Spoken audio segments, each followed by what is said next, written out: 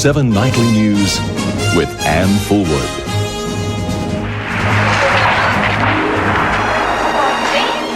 The shooting spree that's shattered dozens of lives, grief and anger tonight as the nation searches for answers to the slaughter.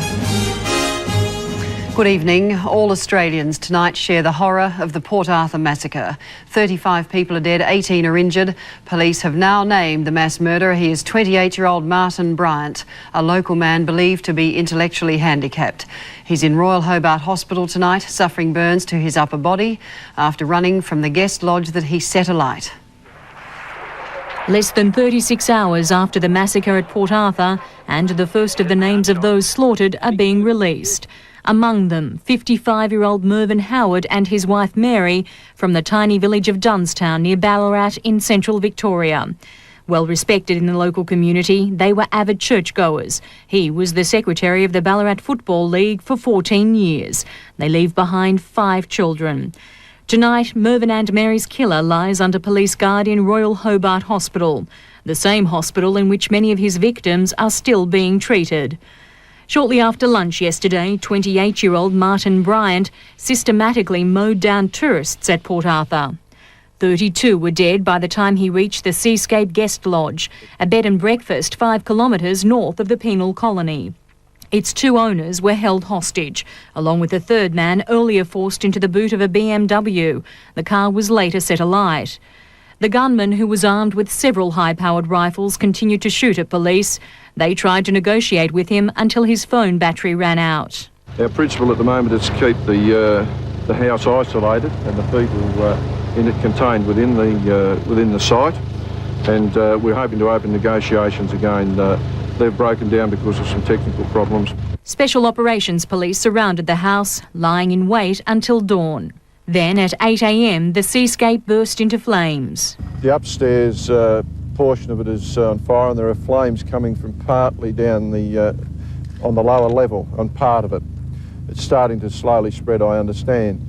There are still shots being fired, so at this stage I've given instructions that none of our personnel are to approach the house. 30 minutes after the blaze began, Martin Bryant fled the house, his clothes ablaze.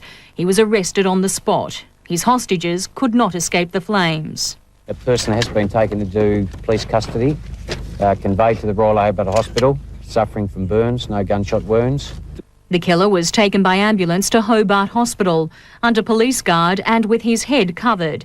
He'll appear in court as soon as doctors allow. Later in the day, police escorted media along the path of the rampage. I think carnage is the simple way to describe it. It's probably the only single word that I know that would describe what was experienced in there. The guest lodge still smouldered late into the day. Police have uncovered the remains of 2 of the hostages. They're still looking for the third. Their deaths bring to 35 the number killed. 18 were injured. 4 have been discharged. 5 people are now off the critical list. Sue Stevenson, 7 Nightly News. And as residents of Port Arthur try to come to terms with the massacre, some remarkable stories are emerging. They are tales of horror, lucky escapes and of astonishing acts of bravery.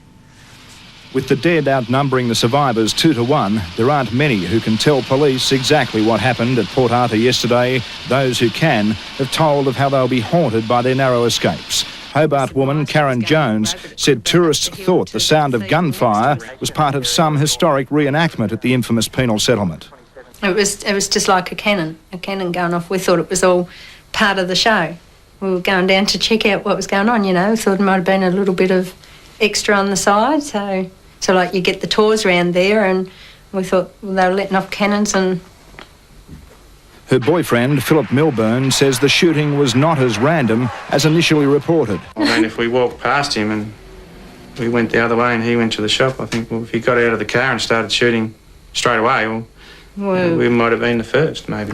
The shock of their encounter with the gunman was still setting in today as they recounted the panic of the scramble to safety. A pregnant lady, Karen, she was there. She just couldn't stop vomiting. She was sort of panicky. There was an old guy upstairs. He'd lost his wife. He couldn't find her, but they found her downstairs. He just because he couldn't get downstairs too many people, and everyone sort of passed the message on. Well, they're finding it very difficult to cope, Anne, because they have no reason for why this tragedy occurred. There is no motive known. We may not ever know what the motive was, and that makes it hard for them to understand why this happened. And of course, they're grieving because they've lost a lot of the victims were local, so they've lost people, and they also feel for their town, which has been thrust into the world spotlight for all the wrong reasons. Yes, Darren, you were one of the reporters shown around today visiting the places where these innocent people died. It must have been quite harrowing for you. Yes, I mean, when we got to the site where a mother was carrying her 3-year-old daughter and a bullet hit them both, and they both dropped at the same time. The 6-year-old daughter ran away, trying to get away, and tried to hide behind a tree and was shot as she tried to run. I mean, just hearing those stories, and there'll be more to come out of the restaurant, people that survived in the restaurant. It must have been just a terrible thing to go through, and how these people will ever get over it, one could never understand how they could deal with it. Darren, as a news reporter, you've seen many different examples of tragedy and so forth. You've covered police rounds and such like. Have you ever seen anything like this and had any feeling like this one? No, we've struggled all day with the numbers. I mean, it's just hard to imagine that sort of figure. You're talking now 35 people by the time we get up tomorrow morning, and that's just an enormous figure. I mean, you can't put that into perspective. When it's one or two and there's a reason behind it, you may be able to have some understanding of it, but there's no understanding of this. Yeah. Some still too distraught to speak. We were the lucky ones. Others told horrifying stories of watching innocent people gunned down as they ran for their lives. We saw one group of people run from the restaurant up the road that we came in on, and unfortunately they were the ones that he shot as he left. We ran them backwards, so we're scared he's going to shoot us in the back. One man saw the gunman play a deadly game of cat and mouse, chasing terrified tourists through a car park, shooting them as they hid in buses.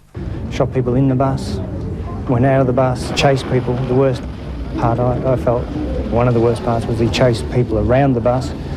People hid under the bus to try and avoid him, and he got down underneath and actually shot them hiding. Instead of returning with family snapshots of a serene holiday at Tasmania's premier tourist attraction, many people had pictures of a battleground. People everywhere getting bandaged, just blood.